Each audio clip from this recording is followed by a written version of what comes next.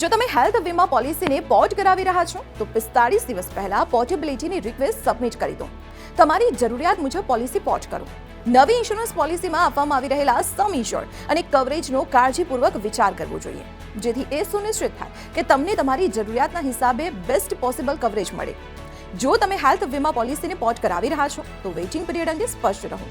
માની લઈએ કે તમને પહેલેથી કોઈ બીમારી છે, જેના માટે જૂની પોલિસીમાં 3 વર્ષનો વેઇટિંગ પિરિયડ હતો. હવે 2 વર્ષ સુધી તે પોલિસી જાળવી રાખ્યા પછી તમે તેને પોર્ટ કરો છો, તો નવી પોલિસીમાં વેઇટિંગ પિરિયડ બાકીના 1 વર્ષનો જ રહેશે. પરંતુ કેટલાક પ્લાન જે તમારા હાલના પ્લાન કરતાં વધુ સમ ઇન્શ્યોર્ડ આપી રહ્યા છે, તેમાં વેઇટિંગને લગતી શરતો પણ લગાવવામાં આવી શકે છે. પોર્ટિંગ કરાવતી વખતે પહેલેથી રહેલી દરેક બીમારી, મેડિકલ હિસ્ટ્રી કે લાઇફસ્ટાઇલ હેબિટની સંપૂર્ણ માહિતી આપવી સૌથી જરૂરી હોય છે. જો તમે આમ નહીં કરો તો નવી વીમા કંપની પોર્ટિંગની રિક્વેસ્ટ રિજેક્ટ કરી દેશે.